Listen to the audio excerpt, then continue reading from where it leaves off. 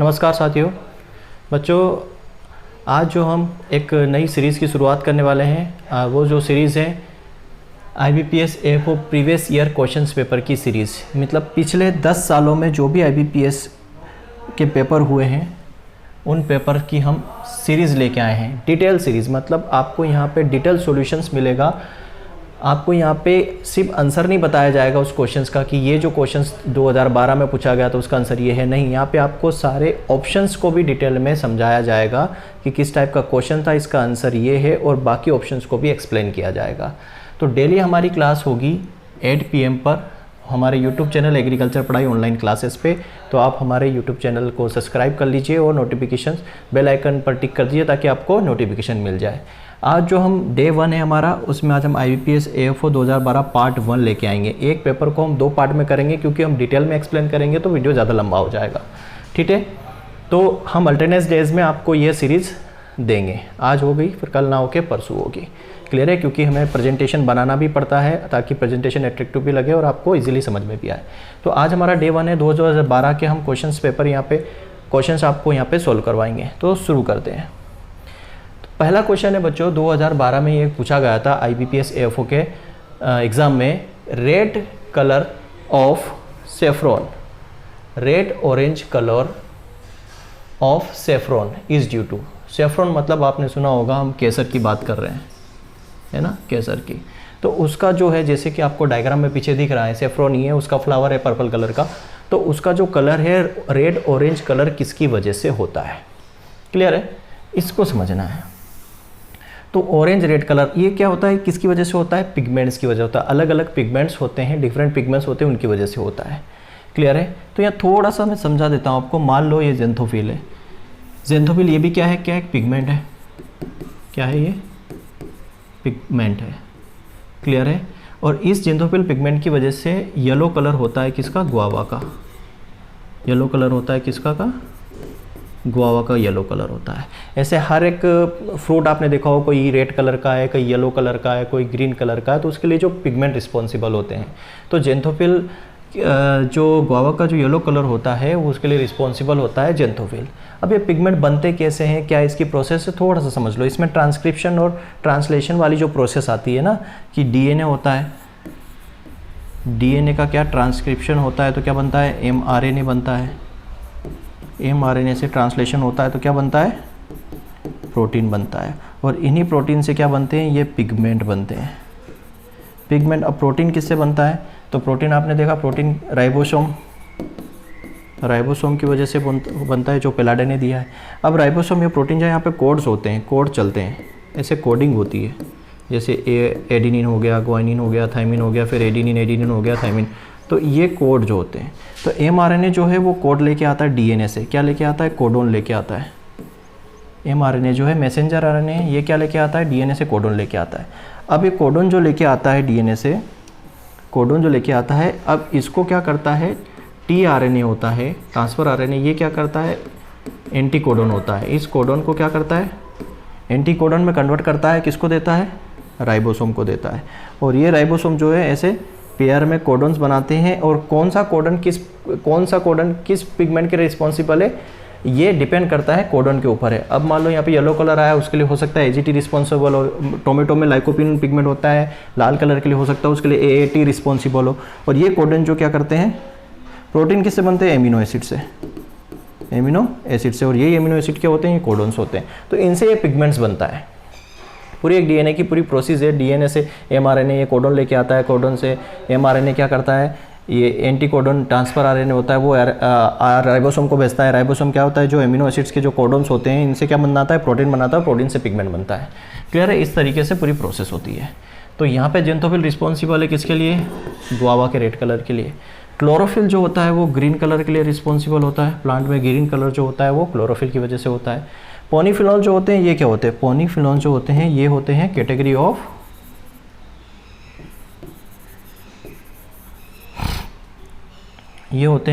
Of इनको हम बोल सकते हैं plant compound. Category of plant compounds होते हैं ये। इनके अंदर भी क्या होता है? ये नेचुरली फूड के अंदर क्या होता है? नेचुरली पाए जाते हैं, नेचुरली होते हैं फूड के अंदर, फूड के अंदर ये नेचुरली होते हैं। जैसे हम बात करें टी, फ्रूट्स के अंदर नेचुरली जैसे टी के अंदर होते हैं, ठीक है, बेरी के अंदर होते हैं। और हम बात करें तो रेड वाइन, रेड वाइन के अंदर भी क्या होते हैं, पॉलीफिनॉल्स होते हैं।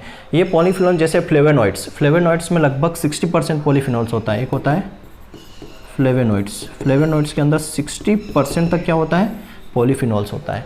ये हमारी बॉडी को, ब्रेन हेल्थ को ठीक रखता है, हमारी हार्ट जो डिसीज़ होती है उसको ठीक रखता है, हमारी बॉडी को ये हेल्दी बना के रखता है पॉलीफिनॉल्स, ठीक है। तो ये भी नहीं है ऑप्शंस, हम धीरे धीरे ऑप्शंस के पास जा रहे हैं, ठीक है, सारे ऑप्शंस में क्लियर कर रहा हूँ। दूसरा लाइसिन, लाइसिन क्या होता है, ये एक अमीनो एसिड है। क्या है ये, एक एमिनो एसिड है जो हमारी बॉडी के अंदर नहीं बनता है। ये लाइसिन हमारी बॉडी के अंदर नहीं बनता है।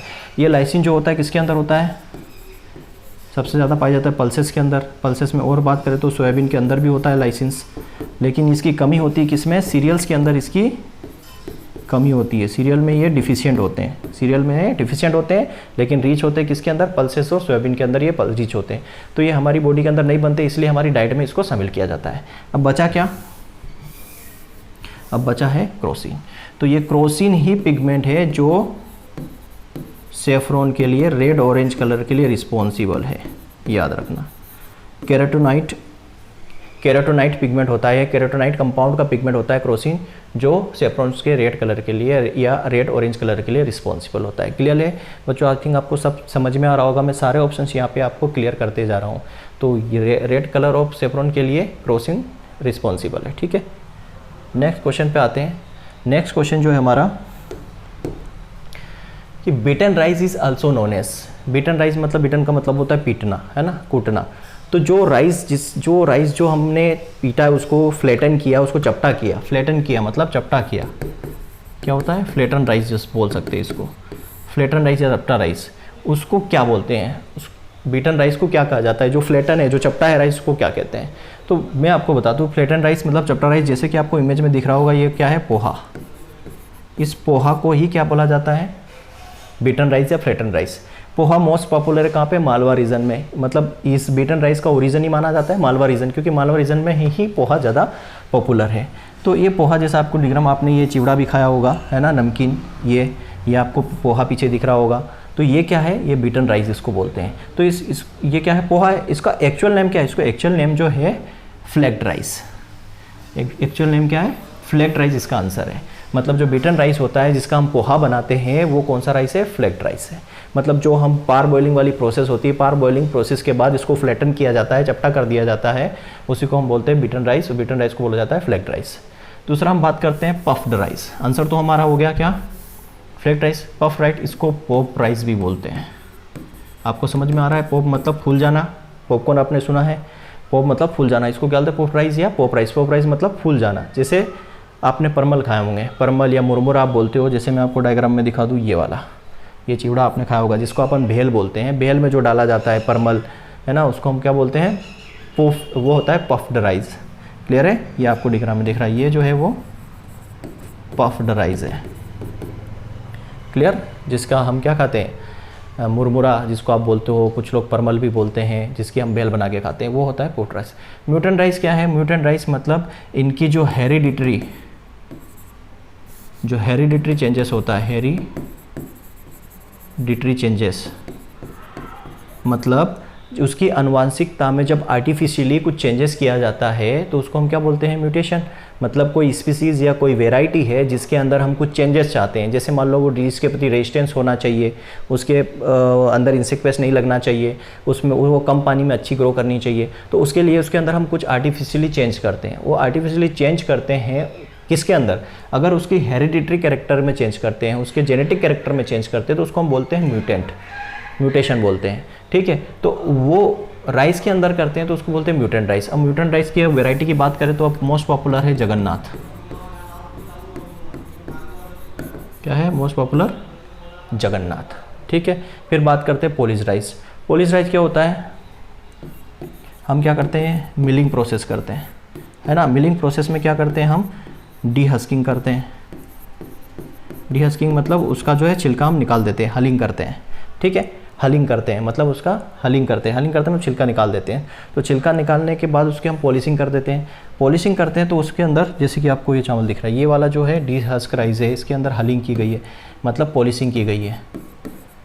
डीहस्क करने के बाद जो है राइस ब्राउन दिखता है, ध्यान, डीहस्किंग के बाद राइस क्या होता है, ब्राउन होता है। इस ब्राउन राइस की हम क्या करते हैं, पॉलिशिंग करते हैं, तो ये क्या हो जाता है, वाइट हो जाता है। याद रखना, माइलिंग प्रोसेस करते हैं, माइलिंग प्रोसेस में हम छिलका को निकाल देते हैं। छिलका को निकालते हैं तो वो राइस कौन सा होता है, ब्राउन राइस होता है, जिसमें एल्यूरोन लेयर होती है, ठीक है, जिसके अंदर अच्छा खासा विटामिन वगैरह सब कुछ होता है। लेकिन जब हम पॉलिशिंग करते हैं तो वो एल्यूरोन लेयर हम निकाल देते हैं। वो एल्यूरोन लेयर हम निकाल देते हैं तो क्या होता है, वो राइस जो होता है पॉलिश्ड राइस कहलाता है या वाइट राइस हो जाता है। वो उसके अंदर जो है विटामिन B1 थायमिन की क्या हो जाती है, कमी हो जाती है। मतलब क्या होता है, उसके अंदर जब हम पॉलिश कर देते हैं, एल्यूरोन लेयर निकाल देते हैं, तो उसके अंदर विटामिन लॉस हो जाता है। तो स्पेशली विटामिन B1 का लॉस होता है।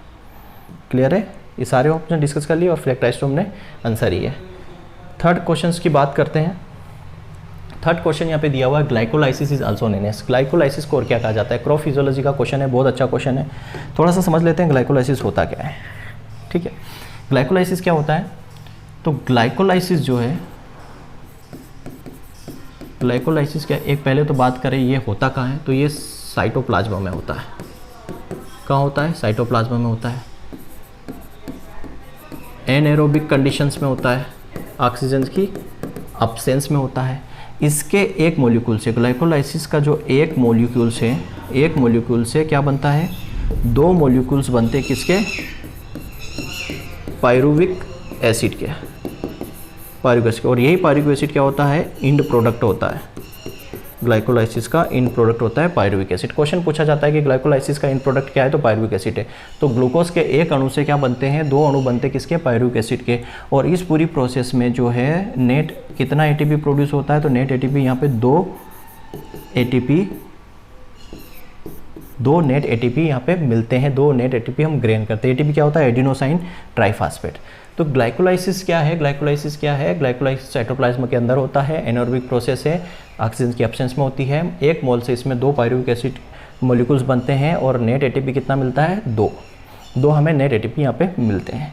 क्लियर है, तो इसको और क्या बोला जाता है, तो यहाँ पे एक ऑप्शन आपको दिख रहा है EMP। EMP ये साइंटिस्ट के नाम पर ये हो गया एमडेन, E का मतलब, एम का मतलब हो गया मेयरहॉफ और P का मतलब हो गया पार्नस। तो एमडन, मेयरहॉफ और पार्नस पाथवे, मतलब साइंटिस्ट के नाम पे है। एमडेन, मेयरहॉफ और पार्नस पाथवे भी कहते हैं किसको, ग्लाइकोलाइसिस को। ग्लाइकोलाइसिस साइकिल को AMP पाथवे भी कहा जाता है। क्लियर है, ये साइंटिस्ट के नाम पर ही है, एमडेन, मेयरहॉफ पाथवे। क्लियर। अब और ऑप्शन है उनको भी समझ लेते हैं क्या है। 1 मिनट।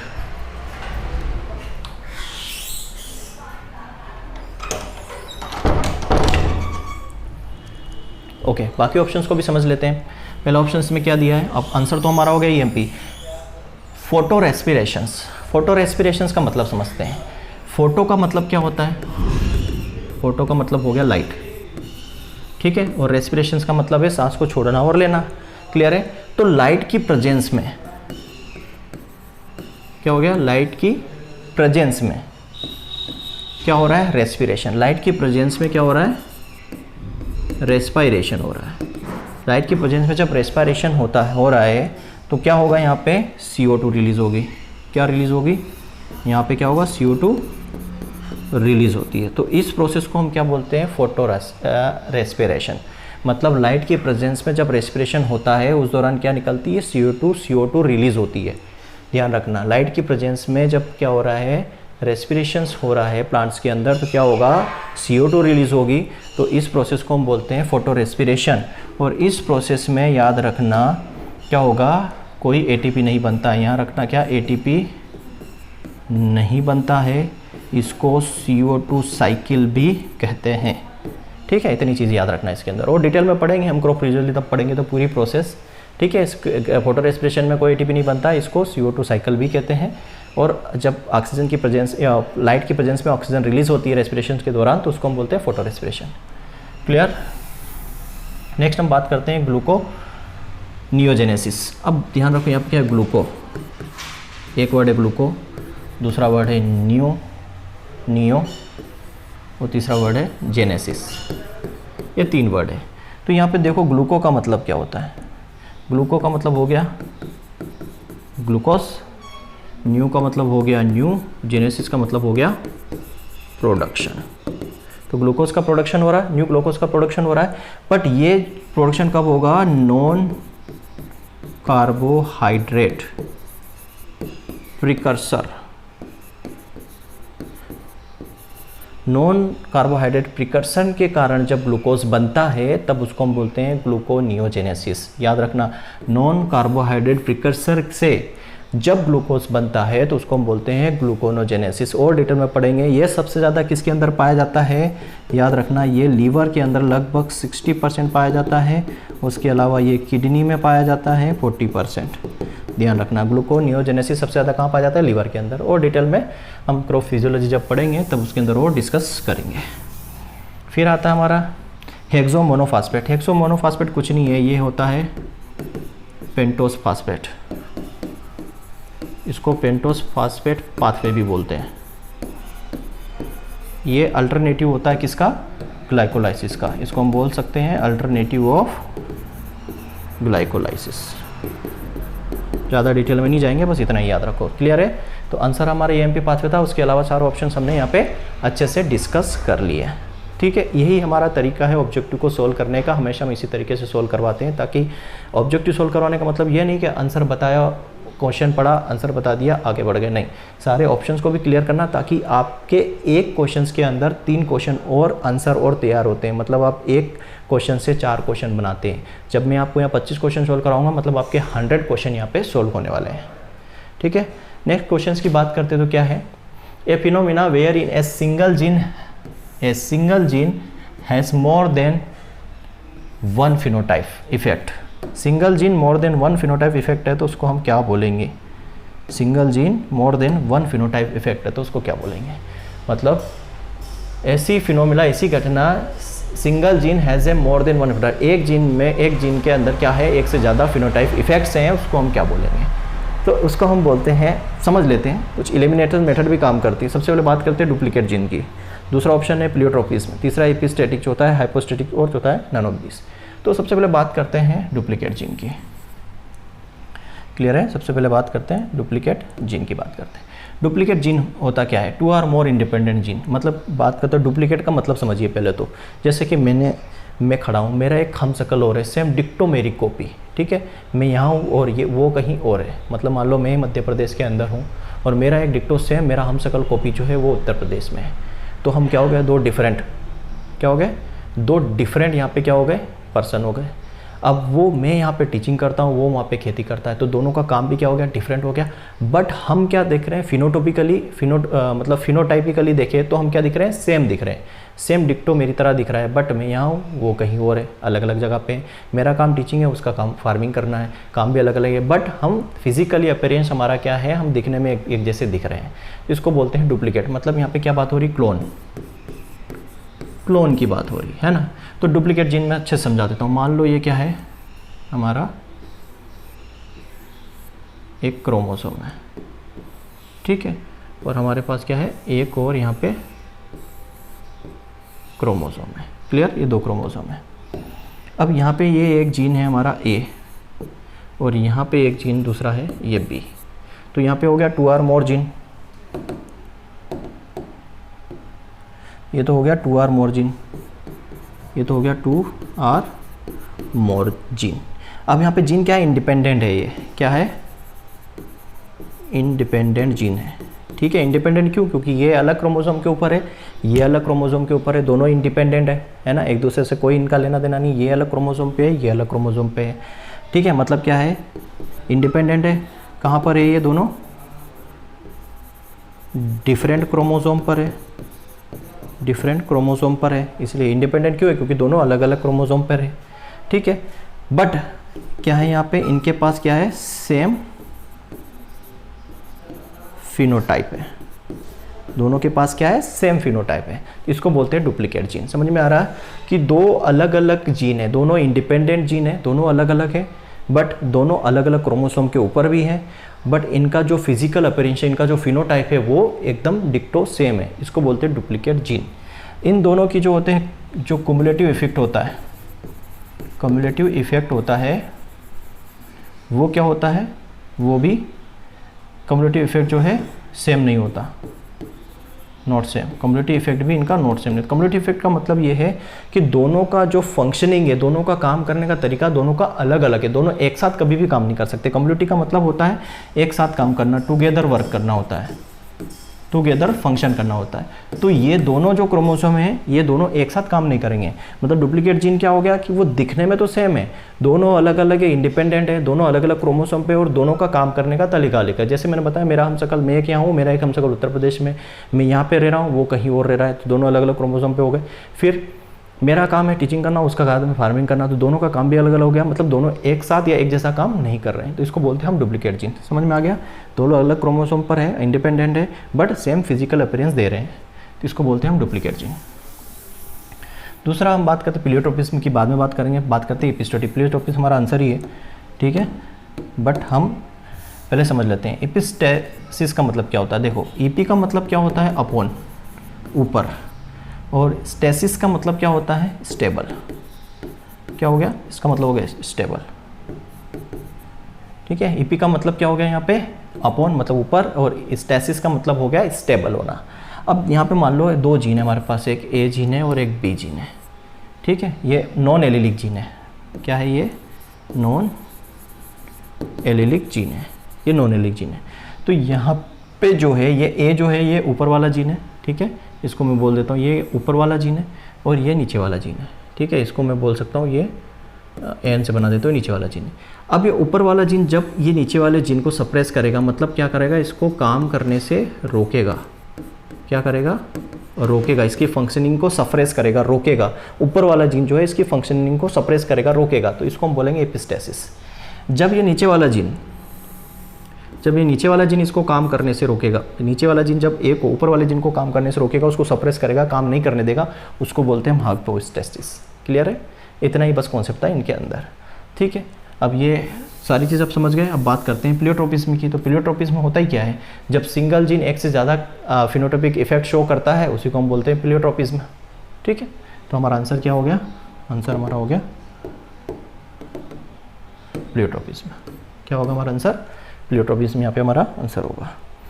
नेक्स्ट क्वेश्चन है हमारा, the size of the tractor tyre में बी रिप्रेजेंट। ट्रैक्टर टायर की साइज को किससे रिप्रेजेंट करते हैं, तो उसकी विड्थ और रिम की डायमीटर को। तो सेक्शन की थिकनेस, मतलब यहाँ पे क्या हो गई, विड्थ हो गई, और रिम की डायमीटर। रिम क्या होता है, अगर आपने टायर देखा हो, या मैं बना नहीं पा रहा हूँ अच्छे से, तो ये जो टायर है, टायर में ये जो ऊपर वाला जो किनारा निकला हुआ था ना अलग से, उसको बोलते हैं रिम। ध्यान रखना, कभी टायर देखना, टायर की जो डिस्क है, टायर की डिस्क को आप देखना, उस डिस्क में जो ऊपर वाली जो लेयर निकली हुई जाती है, पूरा टायर नहीं, जब ऊपर की से भी इतना एक पट्टा सा आप देखोगे, है ना, जैसे यहाँ टायर दिख रहा है, तो टायर में ये ऊपर का जो पट्टा सा रहता है ना, उसको बोलते हैं रिम। क्लियर है? तो यहाँ पे ट्रैक्टर कैसे मेजर करते हैं, तो सेक्शन थिकनेस और रिम की डायमीटर से टायर की जो है हम रिप्रेजेंट करते हैं। नेक्स्ट हमारा क्वेश्चन से, machine use for dehusking of pulses. Pulses की डीहस्किंग के लिए कौन सी मशीन यूज़ होती है, ठीक है, पल्सेस क्रॉप की जो डीहस्किंग करना है हमें ग्रेन का, तो कौन सी मशीन यूज़ हम वहाँ पे करते हैं। ये सारे क्वेश्चन जो है 2012 AIPO में पूछे हुए हैं। तो सेंट्रीफ्यूगल डीहस्कर जो है ये किस में यूज़ होता है, ये तो यूज़ होता है पेडी में, मतलब सीरियल में यूज़ होता है डीहस्कर के रूप में, ठीक है। एक रबर रोल है, ये भी डीहस्कर के रूप में यूज़ होता है, पर किस में, ये भी होता है पेडी के अंदर ही यूज़ होता है। अंडर रनर डिस्क सेलर, ये सेलर भी क्या होता है, सेलिंग के लिए, राइस में, या बोल सकते हैं अपन सीरियल क्रॉप्स में यूज़ होता है, ग्रेन में भी सेलिंग, ग्राउंडनट में भी सेलिंग करते हैं उसके अंदर। तो ऑप्शन क्या बचा, एनर्जी रोल्ड हस्कर। एनर्जी रोल्ड हस्कर हमारा आंसर है। ये एनर्जी रोल हस्कर जो है पल्सेस की डीहस्किंग में यूज़ होता है, याद रखना, एनर्जी रोल हस्कर जो है पल्सेस की डीहस्किंग में यूज़ होता है ना। हम बात करते हैं राइस के सीड को क्या कहते हैं। कितना सिंपल क्वेश्चन पूछा है। राइस के सीड को, मतलब राइस का जो ग्रेन होता है उसको हम क्या बोलते हैं, तो हम सब जानते हैं राइस के ग्रेन को क्या बोला जाता है, कैरियोप्सिस। एक और क्रॉप है जिसके ग्रेन को कहा जाता है कैरियोप्सिस, वो है सोरगम। सोरगम के ग्रेन को भी कैरियोप्सिस कहा जाता है। पोड की बात करें तो सोयाबीन का जो फ्रूट होता है उसको हम पोड बोलते हैं, पी का जो फ्रूट है उसको पोड बोल देते हैं। बेरी की बात करो तो ग्रेप्स में बेरी होती है, ड्रूप्स की बात करो तो मैंगो को हम ड्रूप्स बोलते हैं। क्लियर? तो ये तो हम हॉर्टिकल्चर के अंदर भी पढ़ेंगे। पोड मतलब वही सोयाबीन के जो फ्रूट होता है उसको पोड बोलते हैं, ग्राउंडनट का जो फ्रूट होता है उसको ग्राम का जो फ्रूट होता है उसको पोड बोलते हैं। बेरी कई सारी चीज़ को बेरी बोलते हैं। गोवा का सीड होता है उनको बेरी बोलते हैं, ग्रेप्स का जो सीड होता है उनको बेरी बोलते हैं, बनाना में बेरी बोलते हैं, ड्रूप किस में मैंगो में बोलते हैं, जामुन में मैंगो बोलते हैं, जो जामुन होता है उसको भी क्या बोलते हैं, सीड को ड्रूप बोलते हैं। क्लियर है? नेक्स्ट की बात करते हैं हम, the crop grown for grain, green manure and fodder. मतलब ऐसी क्रॉप जो ग्रेन के लिए भी, ग्रीन मैन्योर के लिए भी और फोडर के लिए भी ग्रो की जाती है। तो ये जो क्वेश्चन है हम एलिमिनेशन मेथड से इसको सॉल्व कर सकते हैं। देखो ग्रेन के लिए तो काउपी, रेड ग्राम, लेंटिल, चिकपी सभी ग्रेन के लिए करते हैं। ग्रीन मैन्योर के लिए भी मान लेते हैं काउपी के अलावा ग्रेन ग्राम भी पल्सेस क्रॉप है तो ग्रीन मैन्योर में यूज़ हो सकती है। लेंटिल भी क्या है, पल्सेस क्रॉप है, ग्रीन मैन्योर, लेंटिल मसूर पल्सेस क्रॉप है, चिकपी पल्सेस क्रॉप है, इसको भी हम ग्रीन मैन्योर में यूज़ कर सकते हैं। बात आती है फोडर की। तो फोडर के लिए देखो, फोडर के लिए क्या हम चिकपी यूज़ करते हैं? नहीं करते। लेंटिल यूज़ करते हैं, फोडर के लिए नहीं करते। पल्सेस क्रॉप है, नहीं रेड ग्राम, ये भी पल्सेस क्रॉप, इसको भी फोडर के लिए यूज़ नहीं करते। फोडर के लिए यूज़ करते हैं हम काउपी को। ठीक है, काउपी को हम फोडर के लिए यूज़ करते हैं, पशुओं के खाने, चारा खाने के लिए हम इसको यूज़ करते हैं। तो काउपी यहाँ पे क्या होगा? आंसर। तो एलिमिनेटर मेथड भी यूज़ करते हैं। इसका नाम क्या है? विग्ना साइनेंसिस। विग्ना साइनेंसिस इसको बोला जाता है। सीड रेट इसकी 20 से 25 होती है ग्रेन के लिए केजी पर हेक्टेयर, 35 से 40 होती है ग्रीन मैन्यूरिंग के लिए और 40 से 50 होती है फोडर के लिए। ठीक है, रेड ग्राम की सीड रेट 12 से 15 केजी पर हेक्टेयर होती है। लेंटिल की बात करो तो 30 से 40 केजी पर हेक्टेयर होती है। चिकपी की बात करो तो 70 से 80 देसी की और 80 से 100 होती है काबुली की। ठीक है, 70 से 80 किसकी होती है? देसी की और 80 से 100 काबुली की। और भी सारी चीज़ें, इनके बॉटनिकल नेम भी आपको पता होना चाहिए। इसका केजिनस किजान होता है, उसका लेसिनेस एस्कुलेंटा होता है, चिकपी का होता है क्या? साइसा रेडिटिनम। तो ये बेसिक इंफॉर्मेशन हो गए। आंसर क्या होगा? काउपी। अब फिर है कि एनुअल लॉस एग्रीकल्चर प्रोड्यूस, बहुत अच्छा क्वेश्चन है। Annual loss of agriculture produce in India is more due to different factor, find out the factor is correct sequence based on the higher degree of losses to lower degree. मतलब किस factor की वजह से जो सबसे ज़्यादा annual loss होता है उसको हायर से लोअर डिग्री में हमें बताना है। पहला दिया है वीट सबसे ज़्यादा, फिर डिजीज़ और इंसेक्ट। तो हमने माना वीट तो सबसे ज़्यादा होता ही है, मैं बता ही देता हूँ। वीट की वजह से सबसे ज़्यादा लॉस होता है, सब जानते हैं। वीट की वजह से सबसे ज़्यादा लॉस होता है, उसके बाद होता है इंसेक्ट की वजह से सबसे ज़्यादा लॉस, उसके बाद होता है डिजीज़ की वजह से। तो यहाँ इसके हिसाब से आप ऑप्शंस देख लीजिए। वीट की वजह से 40-45% होता है, इसके 25% होता है, इसके बाद जो 20% लॉसेस होता है। तो ये ऑप्शन आपका करेक्ट है, डी वाला। सबसे ज़्यादा वीट की वजह से, सॉरी ऑप्शंस उल्टे हो गए हैं, 1 मिनट, उल्टा आंसर आपका होगा ये डी वाला। वीट आएगा सबसे पहले, फिर insect and disease. Higher degree to lower degree बताया ना, higher degree to lower degree, तो मे भी ये ऑप्शंस ऐसा होना चाहिए।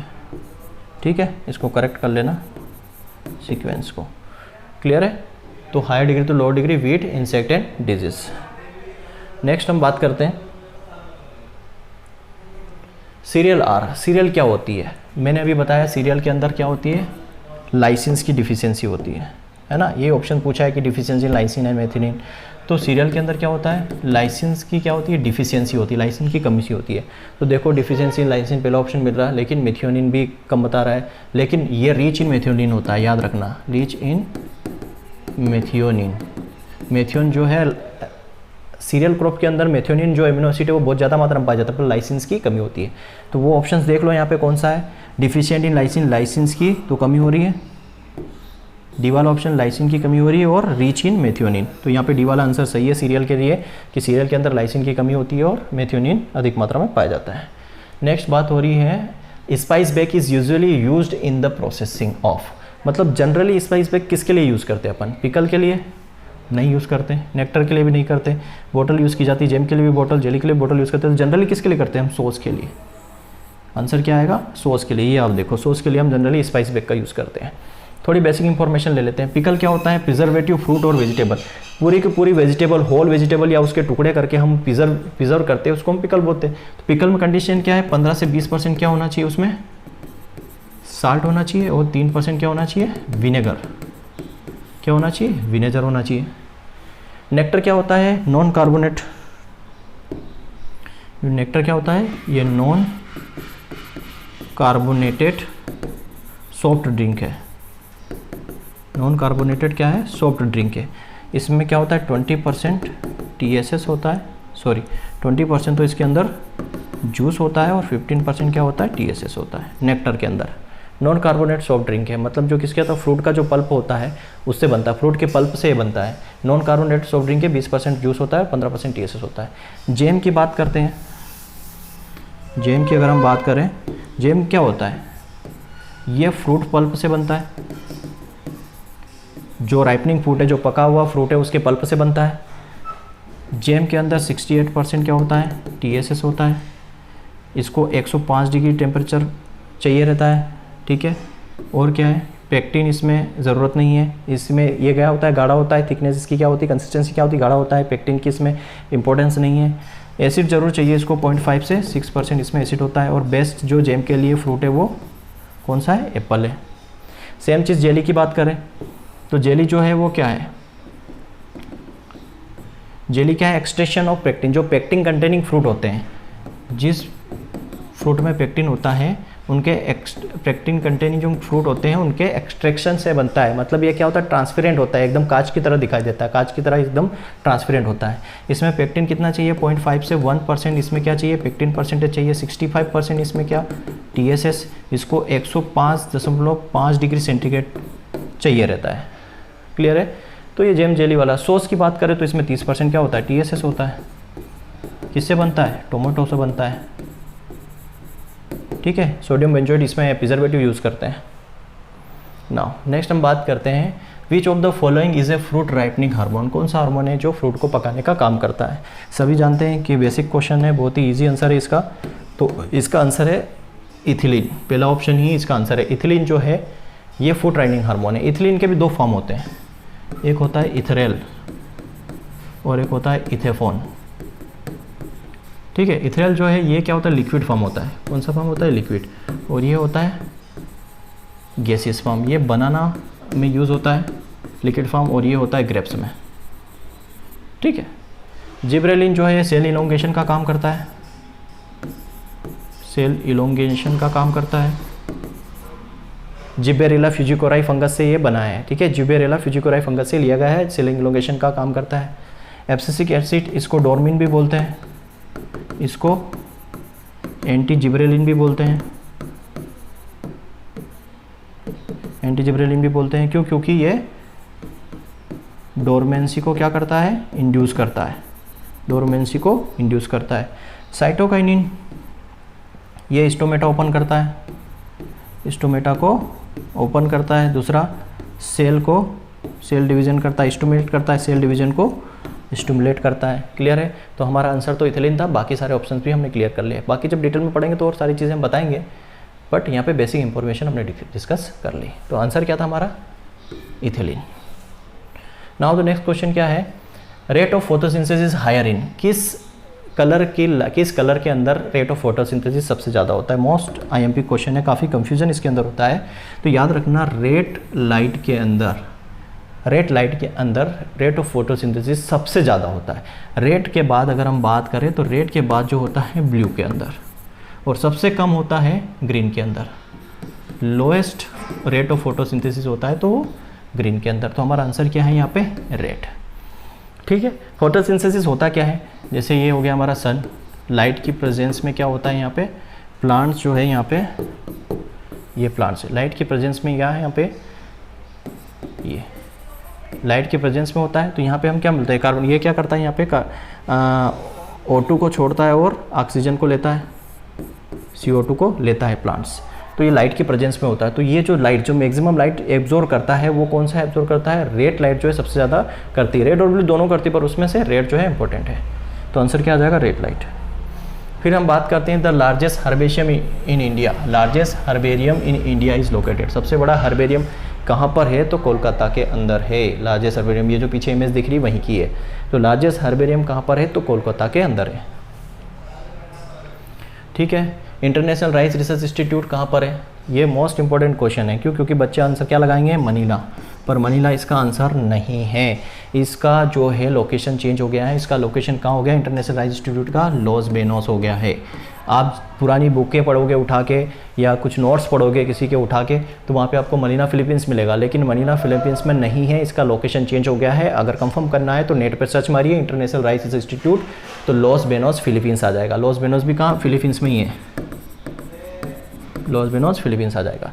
कटक में क्या है? तो national rice research institute. National rice research institute पूछा जाए तो कटक उड़ीसा में है। और इंडियन राइस रिसर्च इंस्टीट्यूट पूछा जाए, इंडियन राइस रिसर्च इंस्टीट्यूट कहाँ पे है?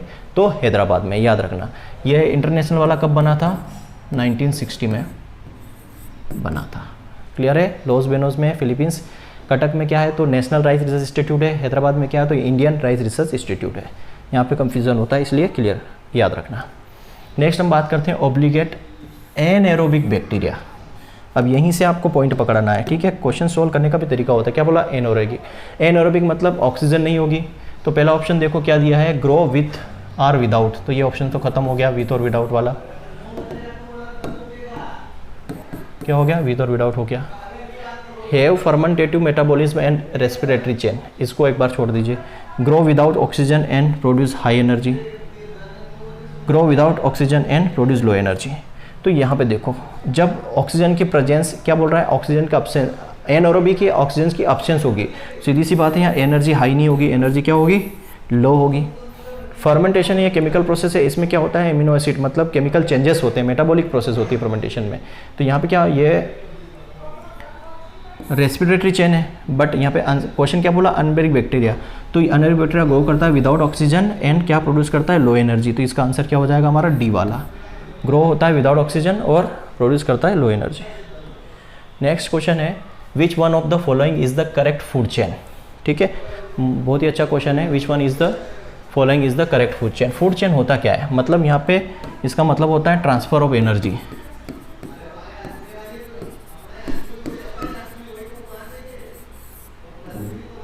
क्या है? Transfer of energy. Transfer of energy मतलब एनर्जी को ट्रांसफर करना एक प्रोड्यूसर से डिफरेंट ऑर्गेनिज्म के अंदर। मान लो प्लांट है, प्लांट सन से, ये समझ लीजिए यहाँ पे, मतलब एक डायग्राम से आप समझ लीजिए, ये यहाँ से समझिए, ये सन से, सन से क्या था यहाँ पे? इसको क्या मिला? फोटोसिंथेसिस हुआ, इसको प्लांट ने अपना फूड बनाया, तो ये हुआ प्लांट प्रोड्यूसर। अब ये इसको कौन खाएगा? प्लांट से कौन एनर्जी लेगा? ऑर्गेनिज्म लेगा। तो प्लांट से कौन ले रहा है? इंसेक्ट। प्लांट से कौन ले रहा है? इंसेक्ट।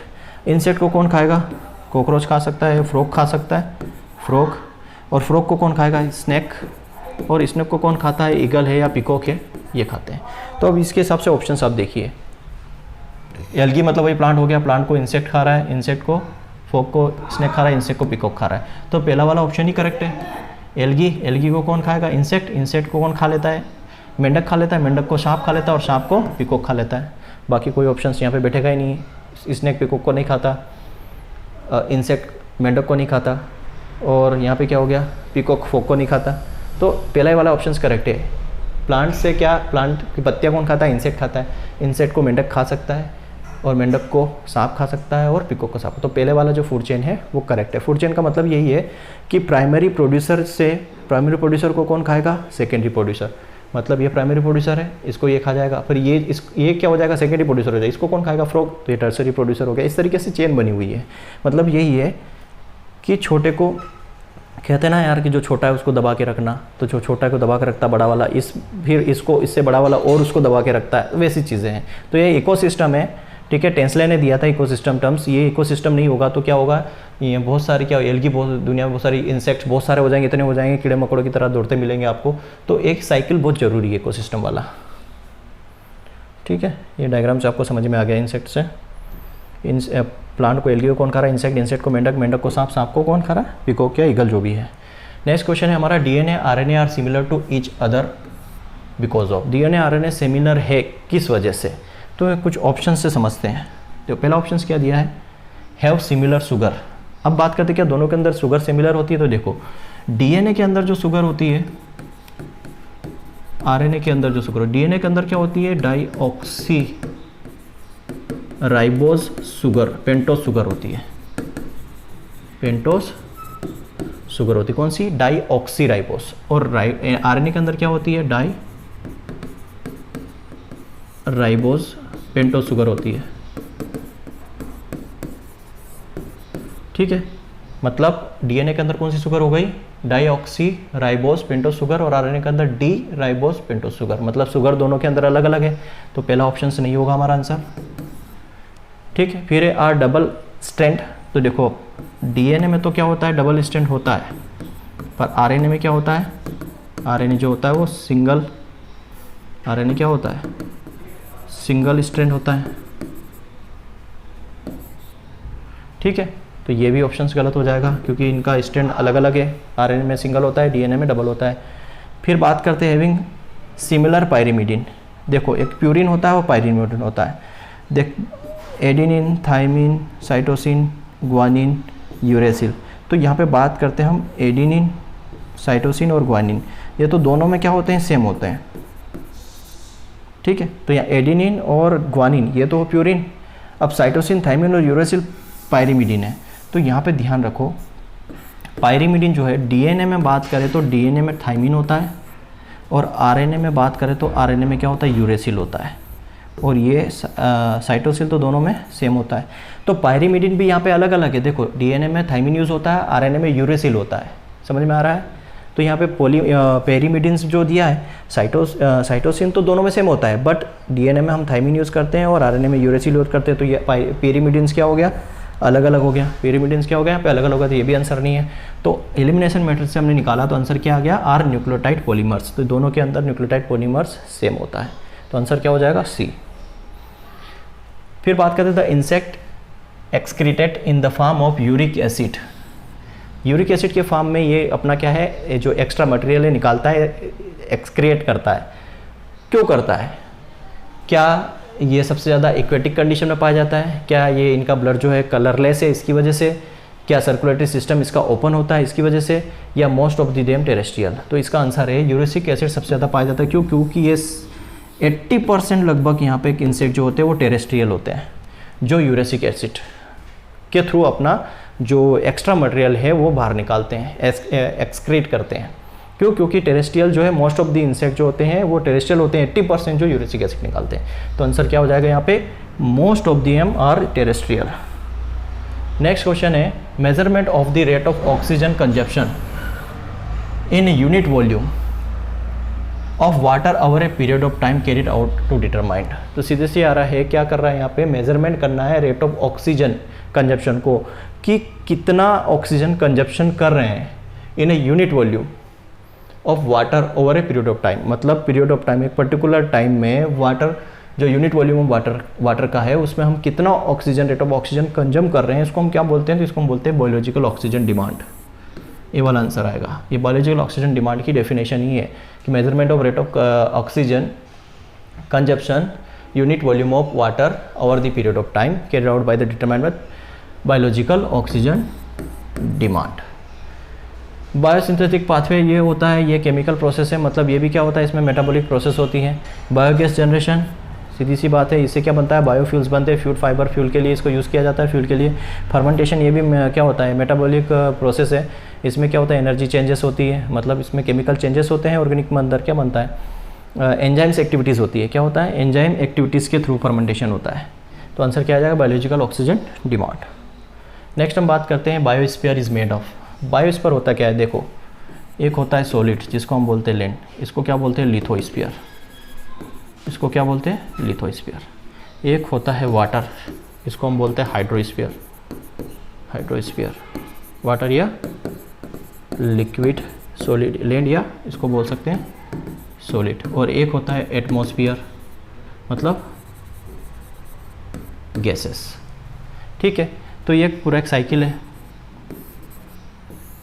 अब इस साइकिल में लैंड पे और वाटर में और एटमॉस्फेयर पे, अब यहाँ पे अब यहाँ पे है क्या? देखो यहाँ पे क्या होगा? पेड़ पौधे भी होंगे, ठीक है, और क्या होंगे? इंसेक्ट भी होंगे। क्या होंगे? इंसेक्ट भी होंगे, ऑर्गेनिज्म भी होंगे। तो ये पूरा एक इकोसिस्टम बना हुआ है। तो लिथोस्फीयर, हाइड्रोस्फीयर और एटमॉस्फेयर, इन तीनों को कंबाइंड हम क्या बोलते हैं, जिसके अंदर हम क्या कर रहे हैं, लिविंग चीज़ें। लिविंग मतलब पेड़ पौधे भी है, हम भी रह रहे हैं, माइक्रो ऑर्गेनिज्म भी है, ऑर्गेनिज्म भी है, जीव जंतु सब है। तो इस पूरे सिस्टम को क्या बोलते हैं, बायोस्फीयर। तो यहाँ पे देखो ऑर्गेनिज्म भी है, लिथोस्फीयर भी है, एटमॉस्फेयर भी, हाइड्रोस्फीयर भी है। तो आंसर क्या हो जाएगा, आंसर हो जाएगा ऑल ऑफ दिस, मतलब सबसे मिलकर बायोस्फीयर बनता है। नेक्स्ट हम बात करते हैं सडन मास डेथ। अचानक जो है बहुत ही ज़्यादा बहुतायत मात्रा में डेथ हो गई मछलियों की from the oxygen depletion. Oxygen की कमी होने से पानी के अंदर एक साथ बहुत सारी मछलियों की डेथ हो गई। उसका कारण क्या है? ऑप्शन है मेसोट्रॉफिक लेक, ओलिगोट्रॉफिक लेक, ऑक्सिलोट्रॉफिक लेक और यूरोट्रॉफिक लेक। हमने एक पॉइंट पढ़ा था, मैंने क्लास में अपने बच्चों को, जो हमारे पेड स्टूडेंट हैं उनको पढ़ाया था, यूट्रोफिकेशन। यूट्रोफिकेशन में होता क्या है, देखो यूट्रोफिकेशन में होता क्या है, जैसे मान लो ये एक पूरी लेक है, ठीक है। अब यहाँ पे क्या होता है, जब हम एक्सेस फर्टिलाइज़र यूज़ करते हैं, एक्सेस फर्टिलाइज़र मतलब नाइट्रोजन हो गया, फास्फोरस हो गया, पोटास हो गया, तो वो क्या होगा, पानी के साथ, जब रेनफॉल ज़्यादा होती है तो पानी के साथ बह के कहाँ जाते हैं, पानी के साथ बह के कहाँ जाते हैं, इधर पानी में आ जाते हैं, मतलब पानी के साथ बह के पॉन्ड्स में आ जाते हैं या लेक के अंदर आ जाते हैं, ठीक है। अब यहाँ लेक के अंदर क्या है, बहुत सारी मछलियाँ, सब कुछ है। अब जब ये लेक के अंदर आते हैं तो यहाँ पे बहुत सारे ऑर्गेनिज्म होते हैं, सब कुछ होता है। तो यहाँ पे होता क्या है, ये एल्गल ब्लूम बना देते हैं, एल्गल बूम बनाते हैं। जब एल्गल बूम बनाते हैं तो यहाँ सरफेस पे क्या होता है, ग्रीन कलर की लेयर बन जाती है, जब आपने देखा होगा, यूट्रोफिकेशन इसी को बोलते हैं, ग्रीन कलर की लेयर बन जाती है। जब ग्रीन कलर की लेयर बन जाती है तो सन की जो लाइट आती है वो क्या होती है, यहाँ पे ब्लॉक हो जाती है, सन की लाइट अंदर नहीं जा पाती है, क्या हो जाती है, ब्लॉक हो जाती है। और यहाँ पे क्या होता है, ऑक्सीजन की कमी हो जाती है, क्योंकि ऊपर एक लेयर बन गई, सनलाइट भी अंदर नहीं जा रही है। तो यहाँ पे क्या होगा, ऑक्सीजन की कमी हो जाएगी। जब ऑक्सीजन की यहाँ पे कमी हो जाएगी तो यहाँ पे क्या होगा, सडनली क्या होगा, बहुत ज़्यादा मात्रा में क्या होगा, जो बहुत ज़्यादा संख्या में जो जीव जंतु है वो मर जाएंगे। तो ये इस पूरी प्रोसेस को यूट्रोफिकेशन बोलते हैं। जब पानी के अंदर और लेक के अंदर वो बोलता तो यहाँ आंसर क्या हो जाएगा, यहाँ आंसर क्या हो जाएगा, यूट्रोफिक लेक हो जाएगा। अब मेसोट्रॉफिक लेक क्या होता है, ओलिगोट्रॉफिक लेक क्या होता है, ये समझ लीजिए, ये समझिए। ओलिगोट्रॉफिक लेक मतलब बिल्कुल क्रिस्टल क्लियर वाटर, मतलब बिल्कुल कांच की तरह पानी दिखाई देगा, बिल्कुल क्लीन वाटर होता है, उसको बोलते हैं यूट्रोफिक लेक। फिर हम बात करते हैं, सॉरी, उसको बोलते हैं ओलिगोट्रॉफिक लेक। बिल्कुल क्रिस्टल क्लियर एकदम ब्लू कलर का पानी दिखाई देगा, जिसमें अपना आप चेहरा देख सकते हैं, नीचे कंकड़ पत्थर देख सकते हैं, क्लियर है। और ये हमने पढ़ा यूट्रोफिक लेक, मतलब यहाँ पे क्या होगा, ग्रीन कलर की यहाँ पे लेयर बन जाएगी, जिससे अंदर जो है मछलियाँ वगैरह सब डेथ हो जाएगी। ये क्या है, ये सारा वही है जो क्या होगा, यहाँ पे आके सेडिमेंट हो गया, इकट्ठा हो गया, कुछ फर्टिलाइजर्स हो गए, एक्सेस फर्टिलाइजर हो गए, जो आके यहाँ पे क्या हो गया, सेडिमेंट हो गया, यहाँ पे आके जम गया, जिसकी वजह से क्या हो गया, वो जो मछली है उनकी सडन डेथ हो जाएगी, ऑक्सीजन की यहाँ कमी हो जाएगी। और इन दिनों के बीच की जो कंडीशन होती है, यहाँ पे जो है एल्गी थोड़ी सी डेवलप होती है, बट कम होती है, कम मात्रा में यहाँ पे ये जो सेडिमेंट होते हैं, फर्टिलाइजर, एक्सेस फर्टिलाइजर जो हम यूज़ करते हैं, और भी सारे यहाँ पे प्लांट्स वगैरह हैं, वो सारे वो भी डेथ हो जाएंगे। तो इसको मेसोट्रॉफिक लेक बोलते हैं, क्लियर है। आई थिंक आपको सब समझ में आ गया होगा। तो हमारा ये लास्ट क्वेश्चन है, sanctuary having maximum number of rare animals. ऐसी कौन सी सेंचुरी है जहाँ पर maximum number of rare animals है, बहुत ही मतलब न पाए जाने वाले एनिमल्स हैं। तो इसका आंसर है मनास नेशनल पार्क। ये कहाँ पे है, आसाम में। मनास नेशनल पार्क में बहुत मैक्सिमम नंबर ऑफ एनिमल जो है वो रेयर है। दुधवा नेशनल पार्क ये कहाँ है, उत्तराखंड में है। काजीरंगा ये भी कहाँ है, आसाम में है। जिम कॉर्बेट दुधवा जो है ये यूपी में है, और जिम कॉर्बेट जो है ये उत्तराखंड में है। क्लियर है। सारे नेशनल पार्क भी मैं आपको पढ़ाऊंगा मेरी क्लास के अंदर, ठीक है। हमारे और भी कोर्सेज चल रहे हैं, IBPS, AFO, FCI, सारे कोर्सेज वो आप ज्वाइन कर सकते हैं। तो इसका आंसर क्या है, मनास नेशनल पार्क आसाम में है, दुधवा यूपी में है, काजीरंगा जो है ये आसाम में है, और जिम कॉर्बेट नेशनल पार्क जो है UK में है। तो ये हमारा जो है पार्ट 1 कंप्लीट हुआ 25 क्वेश्चंस का। 25 क्वेश्चन जो है हम नेक्स्ट पार्ट में कवर करेंगे। क्लियर है। तो आई थिंक दोस्तों ये सीरीज़ आपको अच्छे से समझ में आई होगी, अब पैटर्न अच्छा लगा होगा, मेरा प्रेजेंटेशन अच्छा लगा होगा।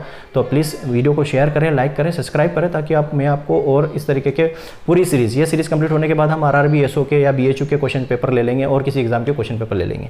तो ये 2 पार्ट में, मतलब एक पेपर जो है 2 पार्ट में हम कंप्लीट करेंगे, ताकि टाइम जो हमारा वीडियो जो है लंबा ना हो। क्लियर है बच्चों। Thank you very much.